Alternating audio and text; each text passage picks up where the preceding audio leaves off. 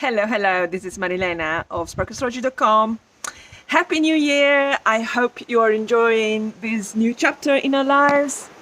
Although I know already that it doesn't feel hugely different from last year. But there's a reason for that. And this is what I wanted to talk to you about today. And it's not just the fact that we are in Capricorn season, which of course, that wheel is bound to remind us of all that we went through last year. So what is happening that I wanted to alert you about is that Mars, the planet of courage, of action, of determination, of aggression sometimes, diffuse in challenging situations, is actually extremely active right now, and it will continue to be active well into mid-February. So it's really significant. Now, let me tell you exactly what's happening. So, as you probably know, Aries has been the home for Mars in the last 6 months. Now, this is a very long time, and unfortunately, normally Mars in Aries is actually really good and fun, dynamic, energetic, a little bit impulsive, I suppose, a little bit reactive, but it's also a lot of fun. Now, the fact that it was in Aries during last year, and that's the sign in which it went retrograde, means that Mars, for the last 6 months, it's been essentially in challenging aspect or configuration with the big Capricorn planets like, Saturn, even Jupiter and Pluto. I don't need to tell you that 2020 was a difficult year for everybody. And certainly having Mars, which is the fuse that makes everything catch fire, squaring the Capricorn planets, that didn't help at all. And I don't know about you, for me as a Libra, I felt it very strongly, of course. Loads of restlessness, loads of frustration, lots of obstacles along the way that have made things a lot more difficult for me. And this is what happens especially when you have Mars squaring Saturn. Now, this is exactly what's about to happen now. Technically, in terms of degrees, it's already happening. So we've gone from the exact square between Mars and Pluto on the 23rd of December. And that was quite something. I'm sure that you've got stories to tell about how brutal that was. And please do comment, let me know what happened. It's all good for, learning, practical examples of what can be expected under these difficult astrological circumstances for everybody, not just for me. So we just had that, and it's right now kind of lessening. The effect is lessening. We're kind of dealing with the after effects more than anything else. Now, and as it leaves Aries, and this happens this week on the 6th, Mars actually moves into Taurus.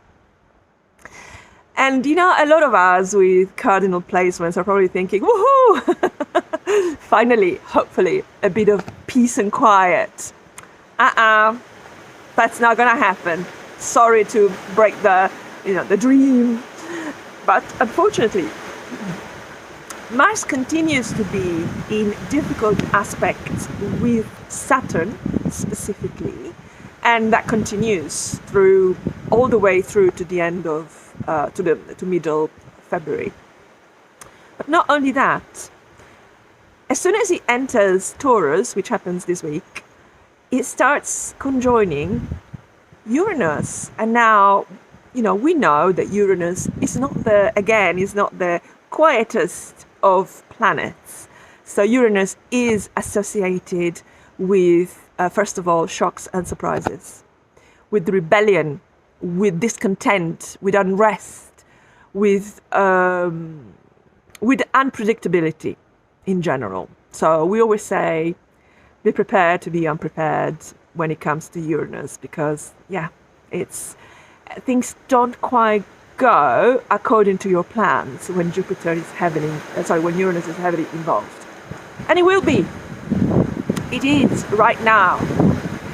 So we've got Mars, which throughout basically the next, I would say almost 6 weeks, 5 to 6 weeks, is going to be conjoining Uranus. And the two together talk about volatility, explosions, anger, overreaction,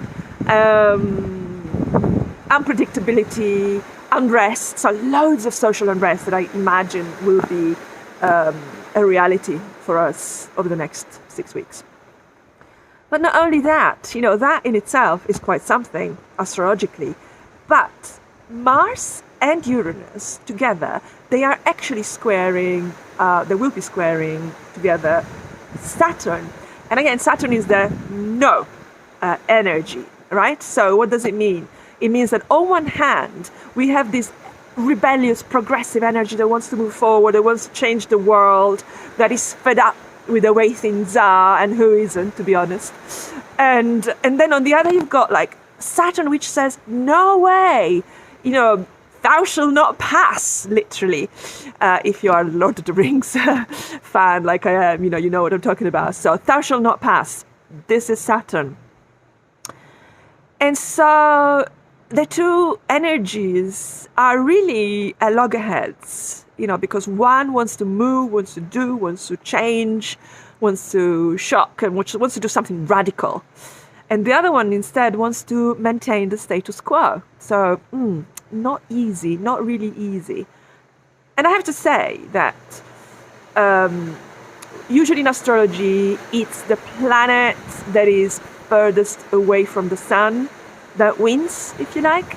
It's got the most strength and the most ability to make long-lasting changes, or more significant changes at the collective level. So you will be feeling this energy, this restlessness, this frustration, and we'll have obstacles to deal with and to overcome, and your path will not be easy over the next few weeks. It's just like obstacle after obstacle. It's an obstacle course, really, and it is frustrating, and people are going to lose their cool. I've been losing my cool, and everybody around me, really, for one reason or another. It's not easy energy. It's not relaxing energy. And of course, what happens is that we have not just Saturn squaring Uranus and Mars involved in this. Then we've got Jupiter, which is not far away. And remember, whatever Jupiter touches, it gets magnified. In this case, we're talking about unrest, dissatisfaction, rebellion, violence. That's what Mars often represents. So, and with Jupiter in the game, we're talking about a lot of it, huge amounts of it, huge unrest, huge arguments, huge reactions, overreactions to everything.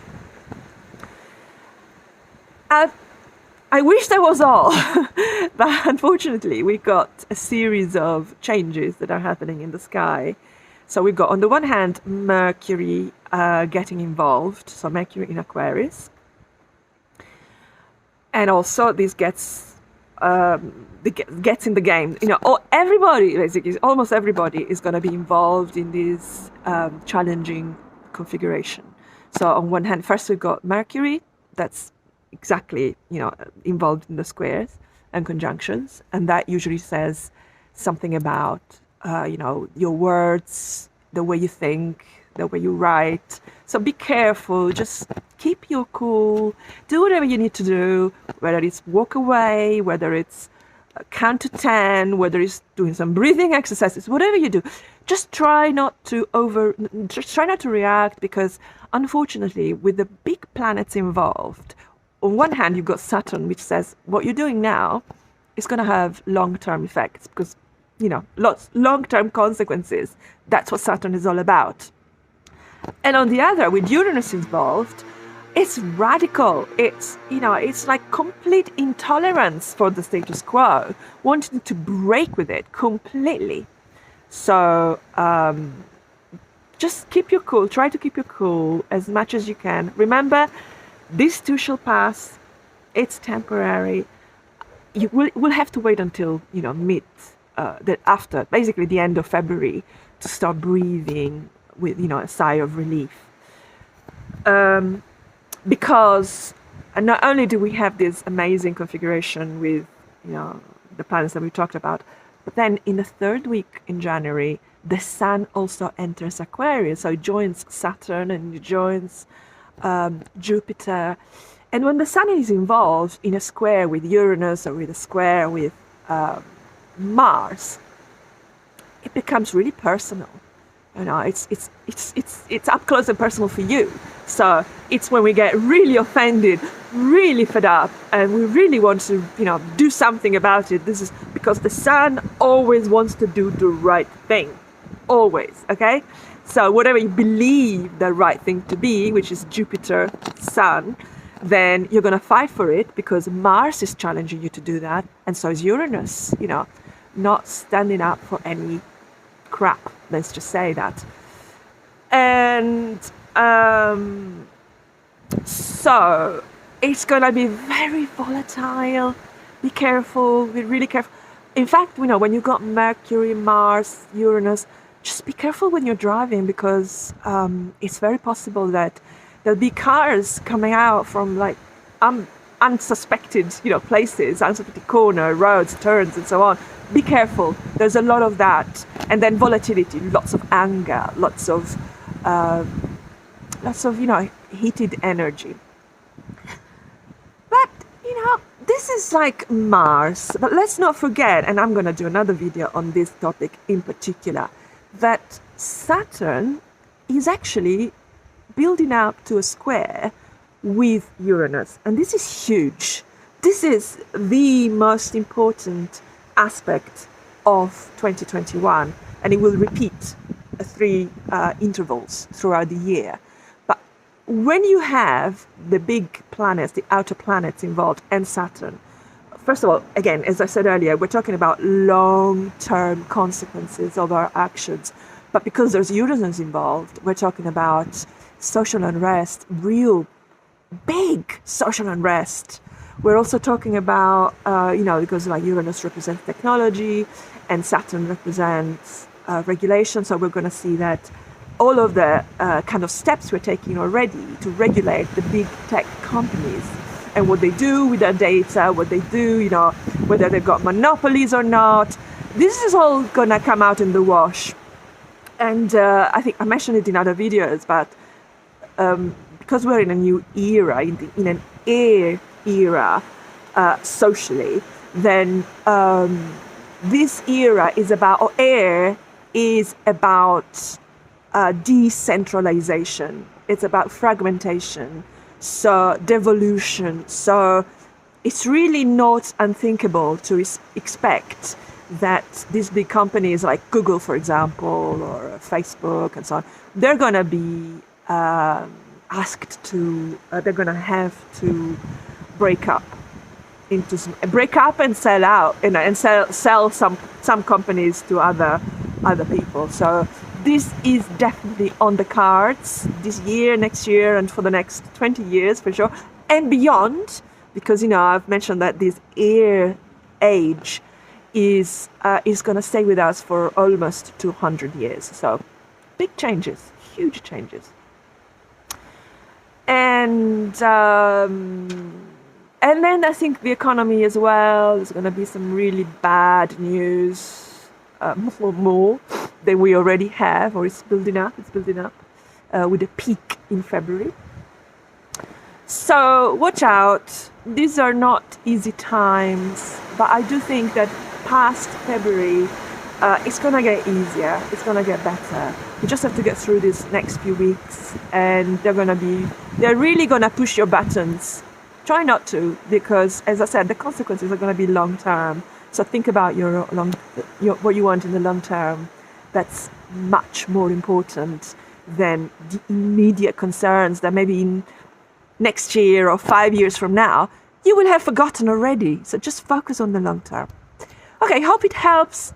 And as ever, please support me by just simply subscribing, liking, sharing, and commenting. Or even better, by supporting me on Patreon or by purchasing a report or a reading. Okay, so love you and wishing you a calm and collected January, February. Much love from Marilena.